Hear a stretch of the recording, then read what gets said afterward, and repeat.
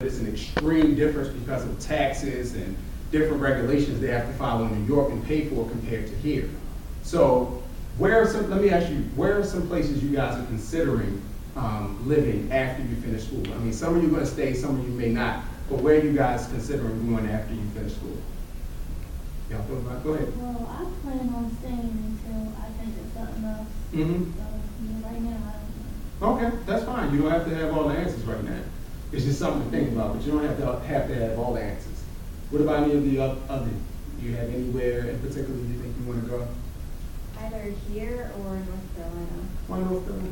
The cost of living is lower. Yes, it is. The cost of living is much lower. I actually considered when I was first moving to North Carolina, just because my job would not decrease my pay, and my dollars would stretch a lot more in North Carolina. Like I could afford a mansion in North Carolina, and here it's like a 2-bedroom apartment. But nevertheless, I didn't make that move, but I understand those are things you definitely should think about when you're thinking about moving and what you're going to do afterwards. But again, once you think about income and all that, you get into the cost of living, and that's what you're talking about. And when it comes to, let's just say Maryland, for those that are going to stay, Maryland is somewhere in the middle when it comes to cost of living. Not the most expensive, not the most inexpensive. All of it depends on where you live in Maryland. So it's not just knowing a state. Now you have to also know what area you want to live in, because we all know Baltimore is you have one cost of living, but if you live in Bethesda, which is in the same state, it costs a lot more to live there. So these are the things you got to really start thinking about as you come closer to your graduation date and what you're going to do after. Now, let me ask you this. Once you graduate, you get your first job, right? What's the first thing you're going to do? What's your plans, like almost maybe a month or so after you get your first job? What are you guys going to do? You don't know? It's not a trick question. It's not a trick. This isn't a trick question. I'm just saying. Okay, I'll say this much. Go ahead. I'd want to save a portion of my paycheck. Mm-hmm. Okay. You got any plans when you finish school? The same. I mean, I guess the first thing I want to do is, well, where am I living? That's the first thing. That's what I want to know. Who plans on moving out within the first year after you finish school? 1, 2, 3, 4? No? Okay. Got one. I'll tell you what I did later, but just know that it's something very important to think about how quickly you move out versus stay home. I made the mistake, I would say, of moving out too fast because I wanted to be independent. I wanted my father and mother to be out of my business. You know, I wanted to bring my girlfriend over without having to worry about adult supervision.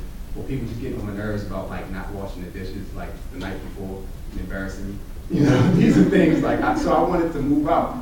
That was pretty much my sole motivation. So I got with a buddy, and this is before I finished school. I did this while I was in college. I got with a buddy, we got an apartment. I had a full-time job, and I'm like, okay, I'm gonna take care of myself.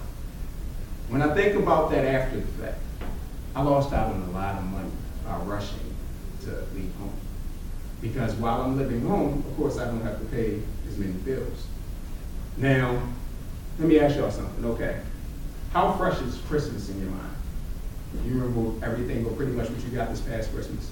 Yeah. Or what happened, what you didn't get? Yeah. So, what about a year ago? Do you remember what you were doing about a year ago? What was going on? What was happening with some of y'all? Was some of y'all in class a year ago? Like, what was happening? Nothing? Were you shopping? Were you chilling? Like, what was happening? Don't remember, or is it fresh? Let me ask you, is it fresh Yeah. in your mind a year ago? Mm-hmm. It wasn't that long ago, right? A year, staying home for another year isn't really that long. And when you're working full time, or if you get your first job out of school, if you're able to stay home for that first year, that enables you to pretty much save up and put money to the side, even if you're contributing at home. I mean, I would advise you to contribute something instead of, saving everything because you want your parents to be happy. But it's something to think about, because let me tell you, even if you get a $20,000, $30,000 a year, if you start off the average $40,000, $45,000, if you don't have a lot of bills and you save up for that first year, the rest of your life can be set up where you don't have to use credit hardly at all, outside of buying a house, and major purchases. So that would put you ahead of the curve. You know, that will put you in a great position. But before we can do all those things, guess what we have to know how to do? Budget. We have to know how to actually budget our bills, and we have to know what's coming in income and what's going out. So how many people here today keep a budget? One? Somewhat? Okay, two. Well, I'm gonna get to that too. You don't keep a budget? No? Why don't you keep a budget so far? Is it because you don't have the income coming in, or you just, no, but you gotta get some money somewhere, right? Like you might get money from your parents, from family, just for little things. So if I gave you $20 right now, right? You would know how you're gonna spend that $20, wouldn't you? Yeah. See, instantly, you have a plan. This is like, okay, I'm gonna go get food for this much, I'm gonna use this much for gas. You have a plan in place. It's not written down, but in your mind, you're already saying where the money's gonna go.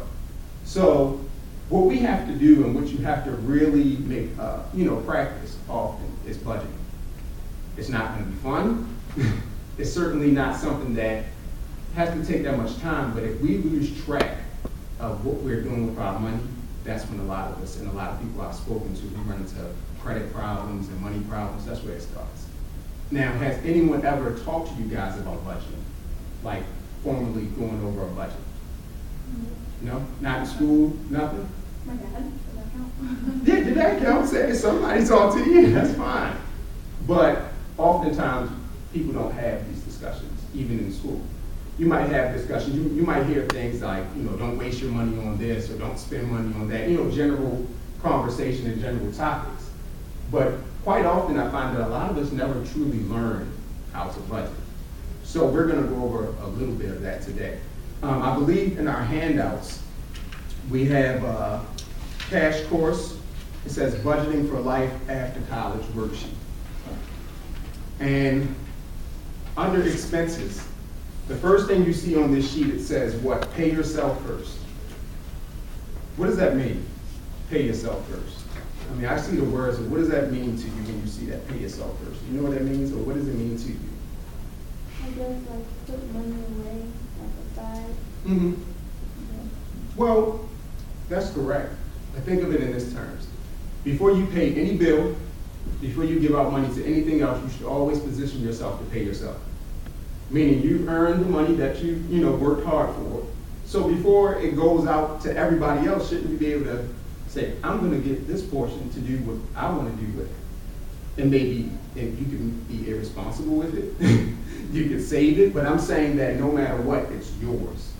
So when you're doing your budgeting, when you're setting up your expenses, your bills, when you're taking on car payments and different things, always keep in mind that you want to be able to pay yourself first. Because I can tell you right now, 70% of this country are not, of adults in this country are not in position to pay themselves. Most people can't do it. They live paycheck to paycheck.